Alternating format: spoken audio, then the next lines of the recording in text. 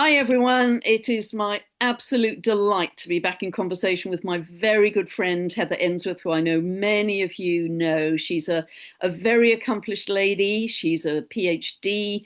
She was a clinical psychologist for 30 years. She's a shaman. She's an author of several books, including the one we're going to talk about today, her latest one, which is Astrological Ages and the Galactic Center, Ancient Wisdom for this Time of Transition, which is a brilliant book, and that's what we're principally going to be talking about here. She's a very well-known astrologer. That's how many of you will know her, with a very active YouTube channel. So welcome, Heather. It's always a delight. Oh, and I also want to say, Heather is a very dear friend, and she is one of the kindest, most caring, and most generous people I know. So I want to add that in for the record. So welcome, Heather. Oh, thank you, Pam. Thank you for doing this, for being in this conversation, and for being such a dear friend. Yeah, we're in the trenches together, I Yeah. think, Heather, with this. So I think, I wrote to you after I'd finished reading it a few days ago, and I think the book is really quite brilliant. I think you produced a masterpiece, and I truly think it will be your legacy, because it's a kind of defining classic for these times, because although it shares your brilliance and your specialty, really, with understanding the great shifts of the ages and the processional cycle, but I think it actually acts as a GPS for these times Mm. of how to get us on the track of ascending consciousness.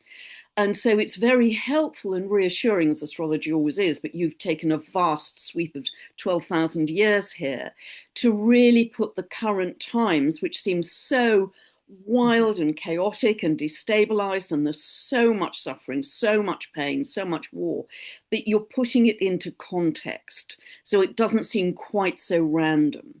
And that gives a meaning and a purpose, I think, to what we're experiencing, but also how we progress forwards from this. So, I think you've done it wonderfully. And you write with great clarity. You've got this sweep of 12,000 years of history, but it's quite pacey. It's almost at times like a detective novel, because you write with such great clarity and with so many vivid examples as well. So I'd really like to start the questions with going back to the age of Aquarius.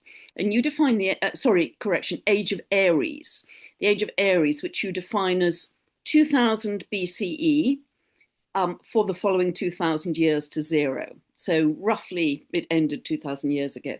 And you talk about that as that was the time when humanity began to shift to left brain dominance and power over autocracy, which is what we're seeing across the world in these times. So I'd love you to talk a bit about that. And also, in the very early steps we're taking in the age of Aquarius, you also say we have a chance to integrate both the left and the right brain to get us to a better place. So I'd love to start by asking you about that. That's a great place to start, Pam. And part of if I can back up a little bit, I think it's so significant in understanding this time that we're in when we realize that this period, particularly the last 5,000 years, starting in the end of the age of Taurus, but particularly into the age of Aries, we got caught in the power over paradigms and the patriarchal period and more left brain dominant ways of thinking, that's the aberration in this larger 24,000 year cycle of the processional cycle. And part of my sense is that there was trauma around 3000 BCE, a lot of earth changes, crises, a lot of cultural collapse, the possibility of a comet impact that's not fully clear. But I think that trauma activated our going into more of a survival mentality, which then triggers, acute trauma triggers fight, flight, freeze. And I think part of what happened in the age of Aries, which we didn't experience that age and the energy of Mars and Aries in a balanced way, it became very out of balance and became about coping with trauma. And I think that both shaped a lot of our movement into competition, conquest, war, violence, kill or be killed, struggle for survival, but also with the development of written language, we moved from right brain dominance to left brain dominance. Leonard Shlain, in his book, The Alphabet and the Goddess, talks about that. We rewired our brains, in essence, and it shifted our perceptions and our ways of thinking. Right brain dominance is more, which we had been in the processional cycle prior to that, is much more about being intuitive, being in that awareness that everything is interconnected, being more relational, empathic. So when we shifted into left brain dominance, we became more analytical in our thinking, more caught in that sense, that illusion of separation. And I think that also has shaped our human history across the last 5,000 years. But yes, as we're moving into the age of Aquarius, we're being called back into reintegrating left brain, right brain ways of being. And from a neuropsychological perspective, we're seeing the strengthening of the corpus callosum, connecting the two hemispheres of the brain, and that we're actually shifting into becoming more right brain again, which allows us to be more intuitive, more creative, more relational and empathic. So I think that's a crucial piece of our shift into the age of Aquarius. Yeah, that's really interesting. And you define it so beautifully. You cascade through these ages to bring us to now, Heather. And why, and I know you and I have had long discussions about this, but why for you, in the lens of your book, why now? Why is this such a crucial choice point for humanity that we are in right now today? Why for you is that the case? Both you and I talk a lot about how critical this time is, and in part because we're going through that galactic current sheet. That happened 12,000 years ago when we went through the cataclysm on the planet with Younger Dryas period. So that happened in the age of Leo. We're now on the cusp of the age of Aquarius and going through that part of the galaxy again.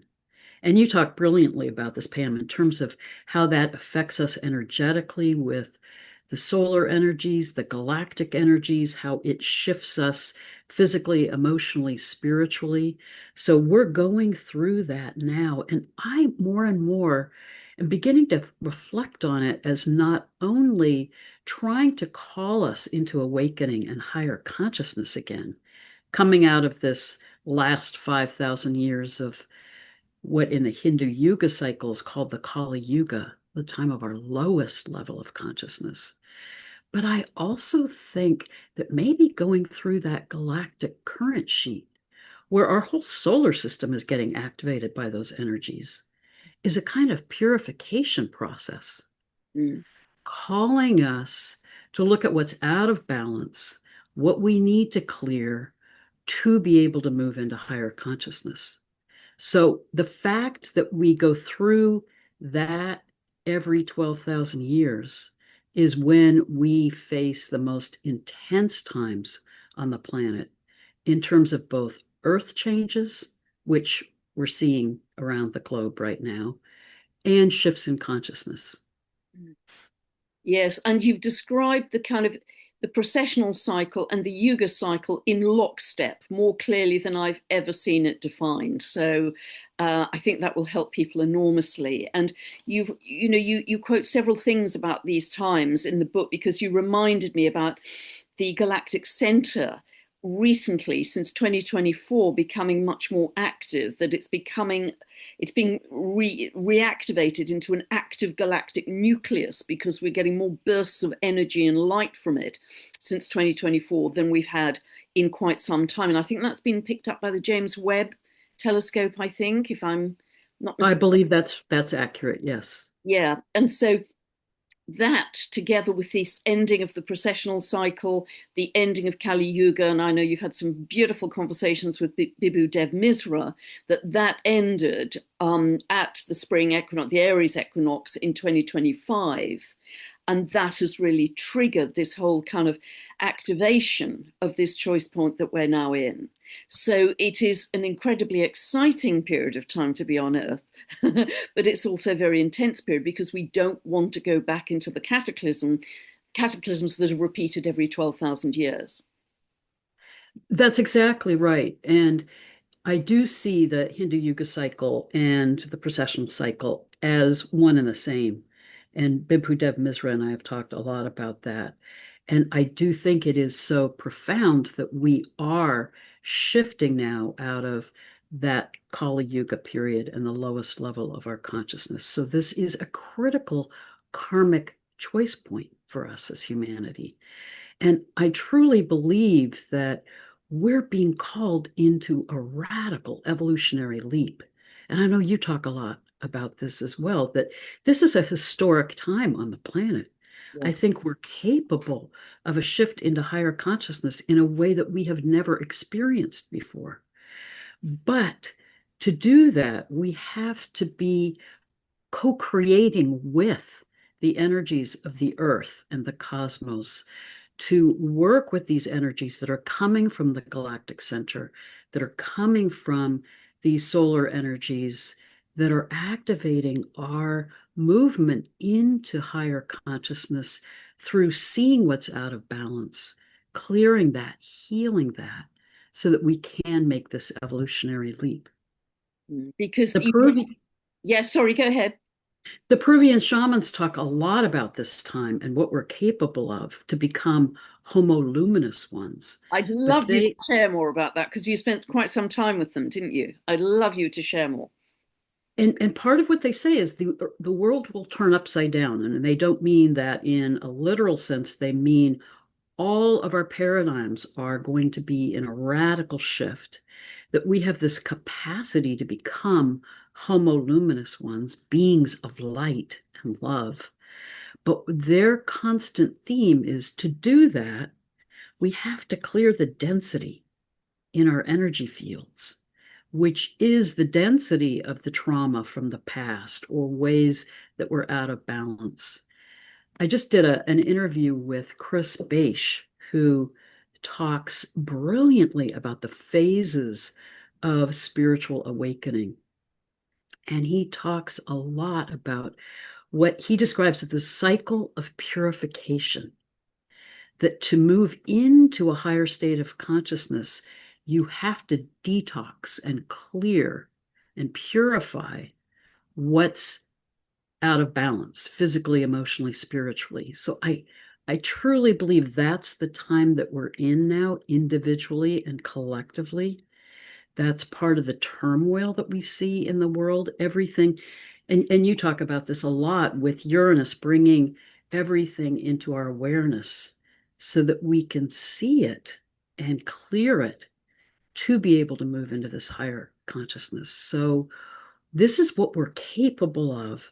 And the critical thing is that we need to be working with these energies to co-create new ways of being and a new world together.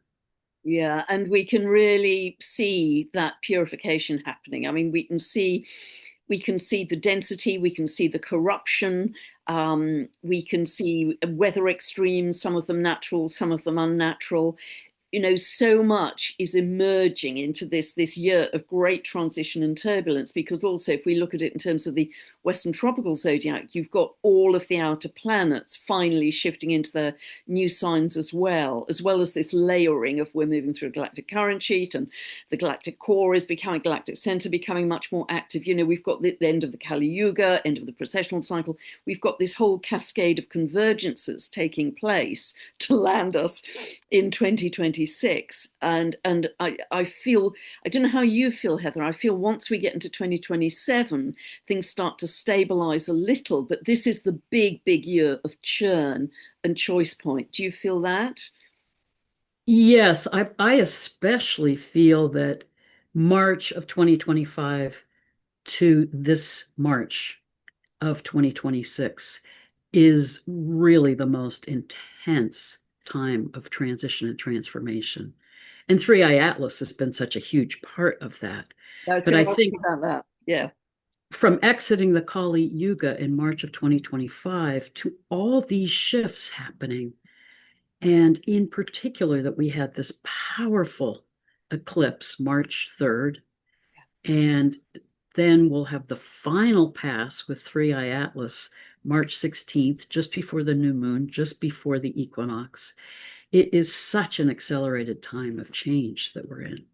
Yeah, share some about Three Eye Atlas, because I know you feel very much that it's a conscious being that is helping us in these times of accelerated evolution. So share what you feel, the part that Three Eye Atlas is playing in this evolution for humanity. And we're right in it right now, aren't we? I mean, we're filming this on the 6th. This is just 10 days away. I wish that I had been able to include Three Eye Atlas in my book. It was discovered in July after my book was finished. But man, it's just extraordinary to me how the cosmos is guiding us through this transition time with all the planetary transits that you and I both talk about.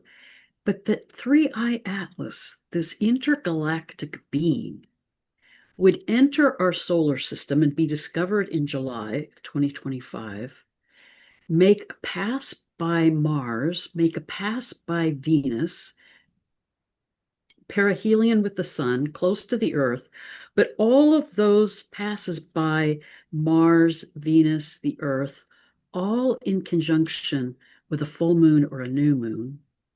It made the pass by the Earth on the day of the new moon. It will make its final pass by Jupiter March 16th, a few days before the new moon. I mean, the level of synchronization, and that it made a pass by Mars October 3rd, just a few days before the full moon, Venus November 3rd, a few days before the full moon, and that both of them then in November went into a superior conjunction, disappeared from view in this alchemical process with the sun that had been activated by Three Eye Atlas. It feels like that energy of Three Eye Atlas is trying to seed or activate this frequency of higher consciousness into our solar system. And I feel like if you think about the Kali Yuga, the time of our lowest level of consciousness and getting out of balance, coming in the age of Taurus, followed by the age of Aries, followed by the age of Pisces. The rulers of those ages are Venus, Yes. Mars, Yes. the traditional ruler of Pisces, Jupiter. It's as if Three Eye Atlas is saying, I'm going to activate those planetary rulers, reminding them and you as humanity what the harmonic frequency is of higher consciousness to come back into balance. It's extraordinary. And it entered our solar system in the stars of Ophiuchus, the great healer, which is the constellation that rises above the stars of Scorpius, associated with the sign of Scorpio. The golden age, the Satya Yuga, the time of our highest consciousness, interestingly enough, is age of Scorpio, Libra, Virgo.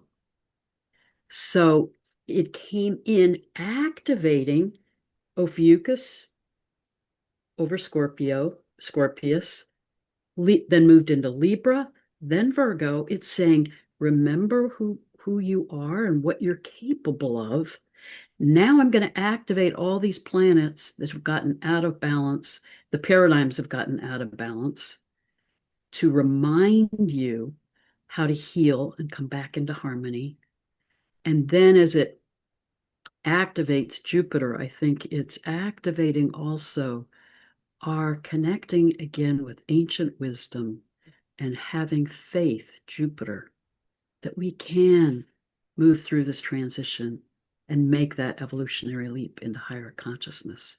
And then it exits our solar system. Yes, beautiful. Sort of waves goodbye just a few days before the next Aries equinox. But yeah, it is beautiful, isn't it? Because Jupiter is in Cancer then, its exalted sign, it's on its exalted degree of 15 of, the entire 360 degrees. It's conjunct Sirius, that you write a great deal about, and of course was revered in Egyptian mythology as well, our binary star. So that is remarkable. And of course, being in Cancer, it's about ancestral wisdom as well as ancient wisdom. There's such a rich mix there. And of course, it will give us, I think, a bigger vision of the future as well, Jupiter. Um, and so many people have been, people you and I know, like Susie Miller and Kelly Kilodney, have been channeling 3i Atlas. And many people have had extraordinary experiences. I mean, I had my brilliant emerald green experience when it was perihelion to Venus. And so it truly does seem to be a very benevolent and powerful being of consciousness that is, as you say, Heather, truly seeding something for this metamorphosis that we're engaged in at speed right now. And so it'll be very exciting to see what happens over the rest of this month. And maybe it will only be in retrospect that we'll fully appreciate how much it's given us. Well, it is so amazing, and the synchronization of it all is phenomenal from my perspective, because also this month, Venus and Mars are reemerging from being under the beams of the sun. So it's like they can reemerge. They're beginning their cycles again. I think Venus starts her cycle when she's in the evenings. But I think it's activating, they're beginning their cycles in a new way, and their cycle together in a new way, guiding us to come back into right action, Mars, right relationship, Venus. And then when it makes its pass by Jupiter, Jupiter's in Cancer, opposite that combination, which I think is so key right now, Ixion, Yeah, Pholus, and Quawar. yeah. The three of them have been in this dance together for decades, but they're now conjunct in Capricorn. And I think they are so symbolic of exactly what we're needing to deal with to come back into balance. Ixion, I see as representing what happens when we get caught in power over paradigms and that illusion of separation and operate impulsively, reactively, without concern about the consequences to others. And it's really showing that out of balance Mars energy. Ixion, son of Aries, Mars. And then it's conjunct Pholus saying, take the lid off, time to heal this generational trauma. To Quawar, remember that creation deity that is about the integration of the sacred masculine and the sacred feminine, and about coming back into balance and harmony with each other and all that is. So Jupiter will be exactly opposite those three at the time of 3i Atlas's pass. Yeah, yeah, it's wonderful. And the way you write about Quawa in your book, Heather, that it's all about bringing manifestation, bringing new earth, bringing this new consciousness in through song and dance, through joy. That you don't operate to manifest from a place of chaos. You raise your frequency by song, and it's always very linked to community as well, Quawa. And so I think you write about that very beautifully. And of course, Ixion is about as grim as you can get in mythology of the dwarf planets, because he murdered his father-in-law and had no remorse and was eventually spun off on a burning wheel, I think, into all eternity. But apparently in his higher manifestation, he's almost like the fool in the tarot with a knapsack on his back, going off whistling a happy tune, going beyond the mainstream mores and choosing joy through simplicity. And I know a lot of your message in the book is really about getting back to that kind of connection, which we'll come on to, which I think so many of us yearn for. But I'd love now to move on to Sedna, because I think the section you wrote on Sedna was one of my real high spots in the book. You wrote really exquisitely about Sedna, and for those people who may not be familiar with the myth, maybe you could just, because they're variants on the myth, aren't they, Heather? So summarize the myth. She's the Inuit goddess of the sea, and then help us to understand what particular relevance you feel she has for these times that we are in, because I think she's super relevant. So whatever you'd like to share on Sedna. I have had such a long relationship with Sedna since her initial discovery. I have worked with her, been in relationship with her. You know, I believe all these planets are conscious and we can be in relationship with them. And she in particular has just been so, and she's significant in my chart also. But part of what's so extraordinary about Sedna is, as you know, she's got this long elliptical 11,400 year orbit. She comes from the inner Oort cloud where she's communing with the other star systems into our inner solar system. And it's when she's closest to our inner solar system, every 11,400 years or so, that she's the messenger of these times of major shift in our precessional cycle. So I really see her as coming in to try to guide us in understanding this larger cycle that we're in and how important this time of shift is. And what's extraordinary from my perspective about her myth is it's all about spiritual initiation. Yeah. Because Sedna is this maiden who's being pushed to follow the cultural traditions and marry and find someone from another village who will come in and help fish and hunt and support her community. And she listens to her own intuition. She follows her own path and keeps resisting the cultural conditioning and pressure. And finally, this stranger comes into the village and she's drawn to him and follows him. He takes her to this remote island, pulls back his hood, and it's Raven. And what's so significant is that for the Inuit people, Raven is the shaman, the teacher. So she's discovered she's now on a path of spiritual initiation and transformation. And she is there with Raven.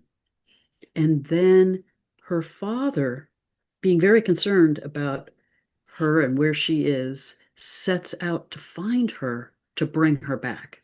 And again, I think he doesn't want her to separate from the village and their cultural ways of being.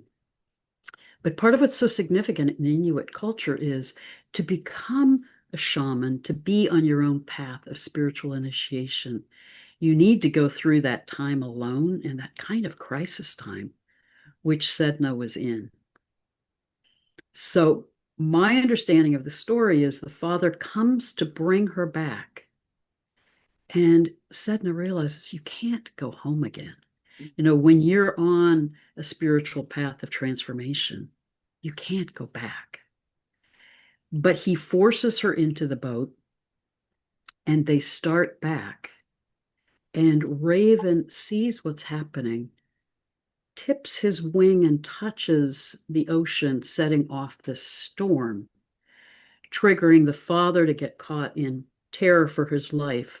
So he throws Sedna overboard and she tries to grab the boat and get back in, and he hits her hands with the paddle and breaks off her fingers, and they dissolve beneath the sea and become seals and whales.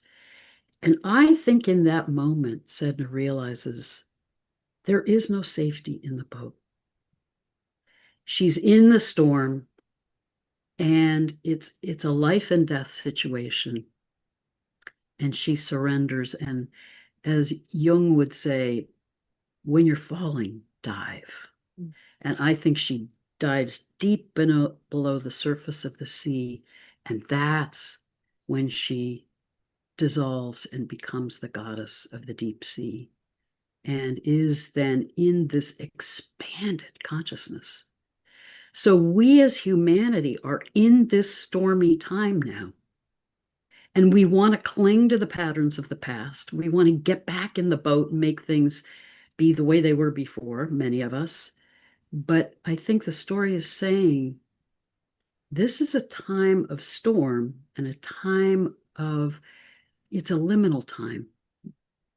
That if we open to the energies that we're in right now and trust the deeper death rebirth process that we're in, then we can go through a radical transformation and a spiritual expansion like Sedna. It is a time of spiritual initiation on the planet. Yes, I think her myth is very instructive for these times, because in trying to hold on to the boat, that's tangible security, isn't it? It's the old way of tangible. I want to hang on to my home or my bank account or my investments, or it's tangible security that you've known. But that was not to be, because the patriarchy does not shine in that myth. The service to self becomes ultimately self-destructive. But Sedna really found her power, didn't she, when she transmuted into a sea goddess? Because even now, sailors have to request safe passage, I understand, from Sedna to travel well through those icy Arctic wastes. And so she really discovered her power. And also, for me, she's the dwarf planet of metamorphosis, because her fingers became seals and whales and these beautiful sea creatures that hadn't existed before. So there's a whole kind of leap, evolutionary leap, that's metamorphic when she let go of the old ways. And I think that's absolutely, and it's so interesting to me that right now she's being aspected by all of our outer traditional planets. She's in a conjunction with Uranus. That's going to become exact in late May. I think that's a kind of ignition for consciousness that's widespread for humanity. A trine to Pluto, the planet of transformation. She's in sextile to Neptune, which is spirituality and oneness and the reconnection to all that is. She's in a quincunx to Homer, a planet of regeneration. So all of those, and all of those aspects are going to last for another 18 months or so. Until well into 2027, and for some aspects beyond that. So she is really in the spotlight, I think, in terms of this evolutionary jump we're making that you describe so beautifully in the book. I think she's a terrific symbol for that. Well, and as you were saying, Pam, I think she is such a symbol of metamorphosis. Yeah. And part of what I think is profound in her transformation into the goddess of the deep sea is not only her spiritual expansion, but her merger then with the oneness of all that is. Yeah. And I believe that part of this shift that we're in is moving out of that illusion of separation to reclaim our awareness that we are interconnected with the sacredness of the life around us, with the earth, with the sky, with the cosmos. Then we remember who we truly are and come back into that capacity for higher consciousness that we're capable of. Yeah, that we're absolutely on the brink of now. You talk about stepping off the wheel, and you give us such clear specific steps as to how we can do that as well. And I'd love to talk about your view of I call her Eris and you call her Erisena, and I'd love to explore that a little more, because she's way off the ecliptic, isn't she? Sort of 44 degrees. She's going to do it her way.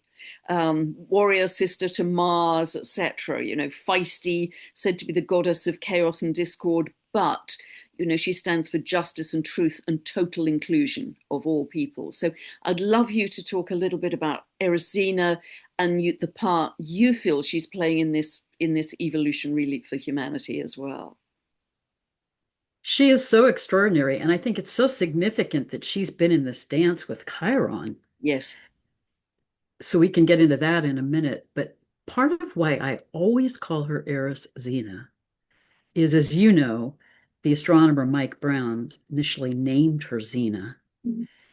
when she was discovered, she's so unusual in terms of her orbit that most of the planets in our solar system follow the path of the ecliptic. She's 44 degrees off. That it led to such controversy when the International Astronomers Union met to try to figure out, is she a planet in 2006? They got into such conflict about it that they named her Eris, goddess of strife and discord. And from my perspective, that is such an example of when someone is different and they step out of the conventional norms, then we label them as the problem. Whereas Erisena is so, what's interesting is in the research that I've done, she is so strong in the charts of artists, writers, innovators, pioneers, creatives. So she dares to follow her own unique creative path. So her name is actually the projection of what happens for those who often dare to step out of the conventional ways of doing things. But she's actually a role model for us in this time of daring to follow our own creative spiritual path, to be innovators and co-creators of this new world together. And I think in her dance with Chiron in Aries, Chiron in Aries is saying, heal your sense of self. Let's heal the out of balance energies of the age of Aries when we were in our lowest point in the Kali Yuga, to then Erisena in Aries follow a new, unique, innovative path and way of being. Yeah, beautiful. And isn't it so interesting? We have this pile up of planets in Aries coming up, particularly in April. I've barely seen, I think we've got 9 orbiting bodies in Aries, if we include, Manwë and Salacia, etc. We've got 9. I've never seen that because, of course, normally we don't have Saturn and Neptune co-present there. But it's like, okay, next time around, guys, are you going to repeat the age of Aries and all the destructiveness and separation from that? Or, as you say, Heather, are you going to do it differently? And for me, that conjunction with Chiron is also healing the original wound of I amness. Because I think where Chiron lands in your chart is the original wound is, if we think of Aries, the key words are I am. And I've noticed in people's charts, in their very early years, there's often a sense of I don't have a right to exist for whatever reason. And they ultimately turn that into leadership. Like Gandhi had Chiron in Aries. And you can see how that worked in his life with the Great British Empire. I don't have a right to exist. But isn't it interesting that with Erisena in conjunction, that sense of victimhood and I have no right to exist and I'm just, low life in the patriarchy is going to be healed to allow us to step into our power, that pile up in Aries, to launch us into this whole new phase of the evolutionary leap. You can see how it all kind of fits together. Beautifully said. Beautifully said. And also, I find it interesting that when Chiron is in Aries, and it's one of the longer signs that Chiron is in, it's in its elliptical orbit furthest out in our solar system and closest to Uranus. So again, it is about dare to be different. Yeah. Dare to feel like you're the outsider, but find the gift of that. Yeah. Because Gandhi, others who embrace that differentness, then realize, and interestingly enough, in ancient cultures, the shamans, the medicine people in indigenous cultures are often seen as different in some way. They're the liminal ones. But when we're the liminal ones or the outsiders, we have a perspective and insight that those who are really in the security of the conventional culture don't have. And they're often the pioneers guiding us into the new ways of being. Absolutely. Yeah, absolutely beautiful, Heather. And of course, that theme of being different is really echoed with Uranus conjunct Sedna, the metamorphosis coming through our unique essence, and also Jupiter opposing Ixion, expanding that whole sense of you've got to do it your way. You've got to step into your individuality, not in any kind of selfish way, but to express your ultimate authenticity to help the greater good, because that's when you're going to operate in your strongest power to help humanity, to help the collective. That's so beautifully said, because I really see the meaning of the Aquarian age that we're moving into as the sovereignty of the self in the sanctity of community in unity with cosmic consciousness. So we're moving out of the illusion of separation, but we're meant to really honor how we're each a unique fractal expression of cosmic consciousness. When we embrace our true selves and our true gifts, then we can bring them out in service to others and be in community with each other, in collaboration, to be co-creating this new world together and remembering our oneness with the earth and cosmic consciousness and all that is. So that's the opportunity that we have as we're at this incredible threshold point as humanity. Yeah, and we're right on the doorstep. You make that so clear in your book, Heather. And what is that your coming out of the book, what is your absolute best vision of humanity from this point on? I so agree with your description of this time that we're in, that this is a time where we can transform and go through this metamorphosis to move into not only higher consciousness beyond our comprehension, but you talk a lot about how we're being transformed physically. I really see us being transformed emotionally. Our ways of being in interaction with each other and the world around us are moving through this time of radical transformation. That we can move into this way of being that is about coming from our hearts with love, remembering our interconnectedness with all that is. Along the lines of that beautiful image of Quawar, it's like coming back into harmony with the song of the spheres, to then be back in relationship with our galactic family and become galactic beings. That's what we're capable of. But we have to let go of the paradigms of the past and realize how out of balance they are. And to me, some of the gift of understanding the precessional cycle, and I got into exploring the precessional cycle because I was passionate coming out of a background in cultural anthropology about exploring these ancient cultures that I realized more and more were living at an advanced level beyond what we can comprehend today. 11, 12,000 years ago, you see that in sites in ancient Egypt, ancient Peru, in sites in Africa, India, all over the world, that we have lived at a higher level of consciousness. This way that we've been caught in these out of balance paradigms for the last 5,000 years is the aberration, not the norm, and certainly not the result of a linear progression, with this being at our most advanced level as humanity. So when we realize this journey that we've been in and how we can step out of being so out of balance and now make this evolutionary leap, it's phenomenal that this is such a critical time in history, and we've all come to incarnate to be a part of this together. Yeah, it's a remarkable time. I mean, books will be written about this in the future.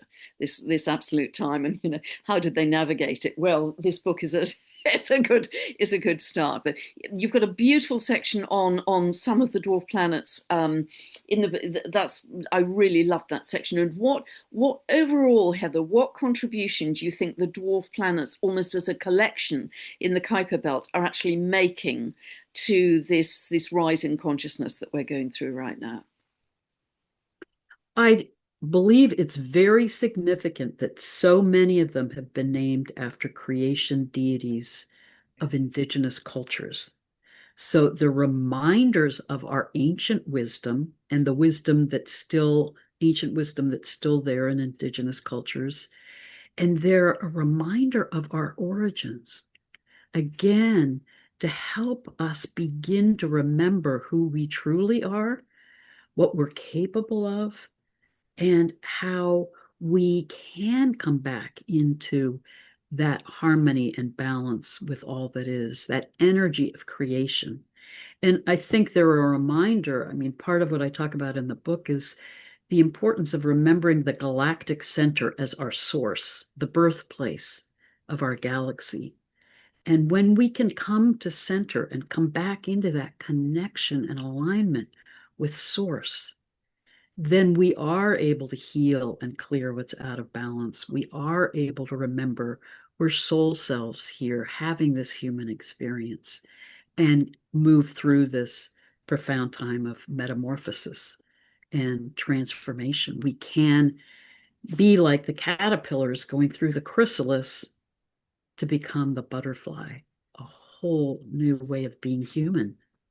And I love the way you write about the galactic center. You know, this dark rift in the Milky Way is the kind of as the fertile womb for everything that's emerging. Certainly within our solar system and beyond. And it's beautifully rich. It really is. And you know, I'd love to just also dwell on the Hopi prophecy that you shared as well, talking about the oneness of all that is. Where you say these are your words, Heather, as you know, they emphasize this time is now, that the way to move through this time is to reconnect to our inner self and return to a life of simplicity, led in harmony and balance with the earth and all of its creatures, with love for the creator and one another. And I think so many of us just yearn for that kind of simplicity and connection, which your book clearly outlines is highly probable or highly possible for sure. I also love that in the Hopi prophecy, they talk about we are the ones that we've been waiting for. And they talk about let go of the shore. It's kind of like Sedna, let Yeah. go of the boat, let go of the shore, be in the river, let the river carry you. We don't know where we're headed, but the river knows where we're going and will take us there. Be in the river and look up and see who else is there with you. That I truly believe that as we trust in the energies of the earth and cosmos that are guiding us through this transition and collaborate and support each other in being in that river together, then we can emanate that energy into the morphogenic field and support the transformation of the world. Yeah, because I love the way you describe it, Heather, in the book, that there's a real sense of magic and ancient wisdom and everything being it's kind of pantheism, that everything is alive, you know, the rocks, the earth herself, of course, the trees, the plants, but everything is heightened, and we're able to commune with all of it with ease. There's a fluidity and a malleability just flowing between all these different life forms. And it's something that, as you know, David Clements is talking about a lot as well, that kind of fluidity. And I think once we've kind of broken out of this 3D density, then all of that, it doesn't have to go up in a linear progression. It all becomes available as multidimensionality, which is really how I understand it operated in ancient Lemuria. But it's the kind of vision you explain in the book as well. But that's exactly right. We're becoming multidimensional beings again. And part of what I love in Barbara Hand Clow's book, Alchemy of the Nine Dimensions, is she said, when we come to the fifth dimension, which is living from our hearts, coming back into that heart coherence, it's our hearts, and David Clements talks about this too. It's through our hearts that we connect to source field consciousness, cosmic consciousness. Then all those, as Barbara Hand Clow would say, all those other dimensions open up. So we're in this transition out of 3D reality and the fourth dimension where we get caught in the dimension of thought and emotion to move into fifth dimensional ways of knowing coming from our hearts, which then open us to higher consciousness. And how long, I think I know where you're going to go with this answer, Heather, but how long do you think this phase is that we're in? Because I see 2026 as the most intense transition and turbulence, 2027 settling down, and a lot of that unique mini triangle starts to break up. End of 27 moving into 28. I know you've identified something very clearly in 2032, which is the Saturn Uranus conjunction, that you might want to share with us as well. How do you feel these next few years are moving, or do you feel that at any moment we can make that choice to shift? That's, I do believe that we are co-creators with these energies, and that the more that and this is some of what you and I are so passionately committed to, because the more that we each take responsibility for being in this transitional process, the more we're emanating that love and higher consciousness into the morphogenic field, the more gentle this metamorphosis can be, the less turbulent we can then more very rapidly purify, clear the out of balance patterns and move into these new ways of being. So I think how rapidly it unfolds is so dependent on the choices that we each make. But I do see this transition time and this karmic choice point as very much being between March of 2025 and June of 2032, when I do think that conjunction of Uranus and Saturn, that in the sky will be in the upraised arm of Orion, is profoundly significant. When you know that the constellation Orion, and ancient Egyptians and ancient cultures were very aware of this, that constellation moves in the sky in relationship with the precessional cycle. At the time of Zep Tepi, the time of higher consciousness in ancient Egypt 12,000 years ago, it was at its lowest in the sky on the horizon, which they saw as that's the time when the stars incarnate and move among us. Then, as we moved through the descending cycle of consciousness, Orion in its declination moved higher and higher in the sky, separated more and more from the Earth, until now it's at its highest point. But I believe when Saturn and Uranus come into conjunction in the upraised arm of Orion, the meaning of that for the ancient Egyptians was cosmic order triumphs over chaos. Oh, amazing. Resurrection, new life, new ways of being. So I see that as when we can manifest this new form, become the butterflies, become the homo luminous ones, if we have allowed ourselves to go through this process of healing, clearing the patterns from the past to open to higher consciousness. Wow. Yeah, and I know you found that in your research, which was really quite brilliant, and that had great meaning for you because of all of your understanding of the Egyptian mythology as well. So yeah, really profound. But we're in it. I think the most important thing is that humanity is now in process, which is what your book describes so beautifully. And how has writing the book changed you, Heather? Oh, that's a great question, Pam. I think for me, it's actually reinforced my daily practice with the medicine wheel, because that's such an ancient understanding of the wheel of life and what we experience. And the precessional cycle is a medicine wheel. Our charts are medicine wheels. The ancient cultures understood our orientation towards the earth and sky is a medicine wheel, which actually is a sphere. It's holding the wholeness of all that is.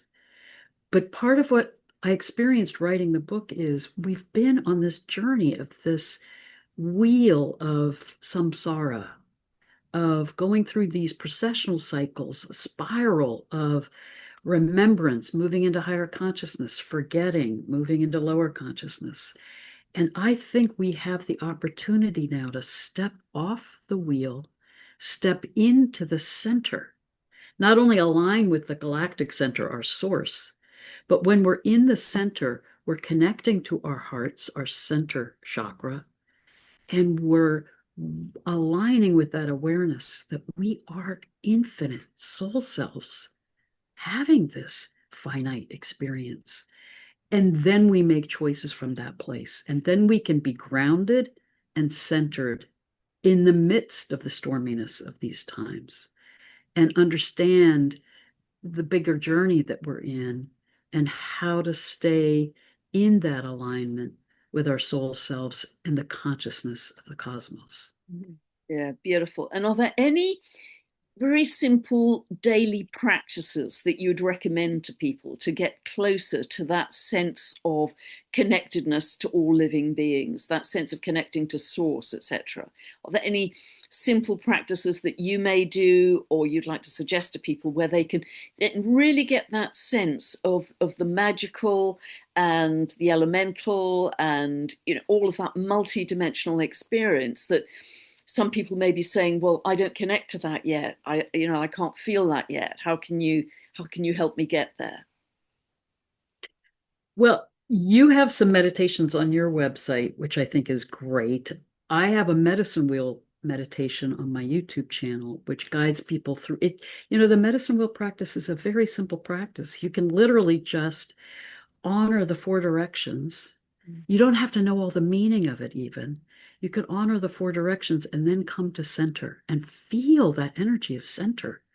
In biogeometry, they talk about when you're literally at the center, you're in the energy of source Oh, that's healing and transformational. So just doing that practice can bring us back into that connection with our soul selves and the earth and sky and all that is. But you and I both have a daily practice of being in nature, walking in the woods. I so believe that not only are the planets and stars and the energies of the earth guiding us through this time, but the plants and animals are trying to heal us and guide us and show us the way. And to me, walking in the woods, being in connection with nature is grounding, but it's also bringing us back to our hearts and opening us to the connection with the sacredness of the life around yeah, the absolutely. plants and animals who remember the song of harmony that so many of us have forgotten.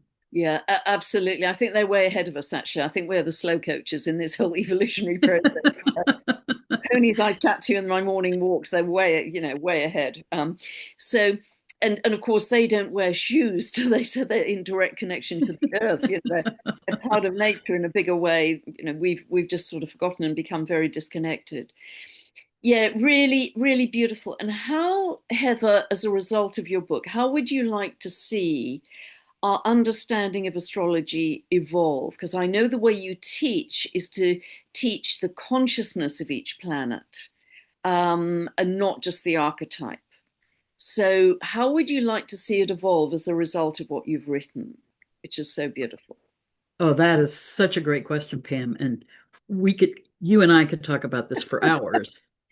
But I really see that part of it is when we remember that everything is conscious, everything is a fractal expression of cosmic consciousness. And we remember, you and I both talk a lot about our capacity to remember that we can be telepathic again.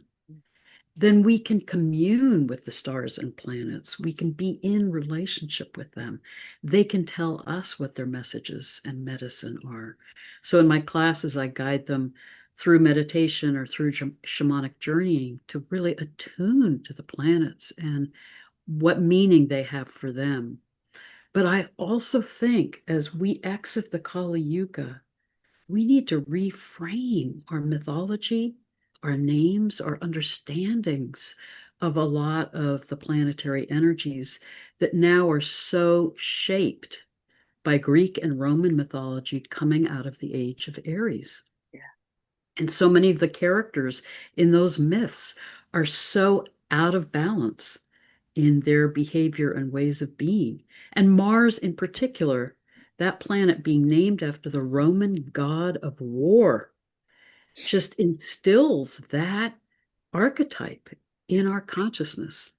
And we need to reclaim the deeper meaning and the ancient archetypal understandings of these planets so that we're no longer projecting these paradigms of the past onto these planetary bodies.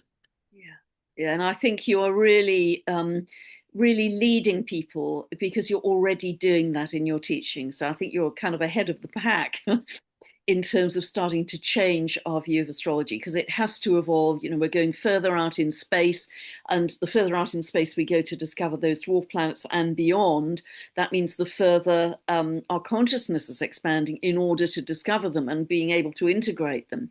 So it isn't just an out there, it's an in here. And I think in recognizing that and the richness that we're rediscovering and reconnecting to is it's going to be I really feel, Heather, and I don't know if you feel this too, but I really feel it's kind of the beginning of our real life now. This is why we came. It's the beginning of our real life. The rest up to now was just warm up. I think that's so true. And I think you've said this at times too. I feel like I'm in my prime. Like I'm just realizing more fully what we're capable of and the purpose for which I'm here and feeling in alignment with the excitement of this transition that we're in. Yeah. And I do think that so many of us have incarnated in this time to support this shift. And it's happening in such an accelerated way. So, in the midst of the turbulence, if we can see that larger perspective of what's unfolding, then, like Sedna, we don't have to get caught in the storm. We can dive into the stillness, connect deeply to nature. Remember, the earth herself is guiding us through this transition and be in this time of metamorphosis. Yeah, beautiful. And I think your book is such an outstanding guide because it gives us the really big picture, something that you excel at. I mean, you really have mastery in that, Heather, and it is just so helpful as a context, as I said at the beginning, but also a guide in terms of these accelerated times and where we're going, and the kind of vision that each of us can individually create in order to hook onto and say that's that I'm going to lock onto love, that's my vision, that's where I'm headed, and I'm going to make that real because I think our manifesting abilities are going to become much stronger in the coming Yes. months and years. I think we're just again on the precipice of that as well. Beautifully said. So that's why being clear, being in alignment, being centered, being in that awareness that we're soul selves having this human experience can help our intentions to be clear so that what we're manifesting is supporting this evolutionary leap for ourselves individually and collectively. Beautiful. Well, I've loved the conversation. I love the book. Now, the book is already available to order via your publisher's website, I think, and I'll put the link for that below. But it becomes available online on March 17th. I think that's correct. It, Yes, the day after 3i Atlas passes Jupiter. well, who'd have thought it? So, perfect timing for that as well. So I really recommend that people read this because it is such a great guide for where we are right now. And it's going to be moving at such speed this year. So this will really help you navigate. So, and I'll put Heather's website below this video as well. Anything else, Heather, that you'd like to share with us before you close about the book, about where you feel astrology is going, anything else you'd like to add? I think we've covered a lot of territory, and it's been a joy to be in this conversation with you, Pam. And I just want to honor you for how you are so holding that higher vision for who we are and who we can become in this time.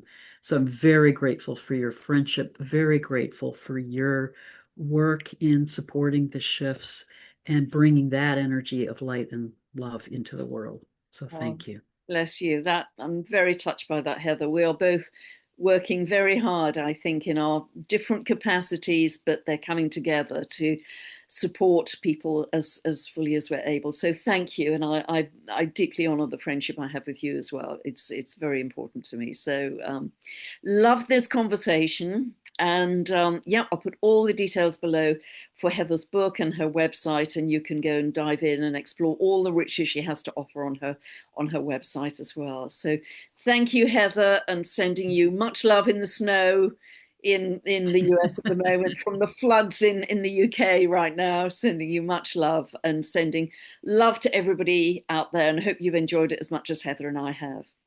God bless. Thank you. And blessings and love to all of you. Bye for now.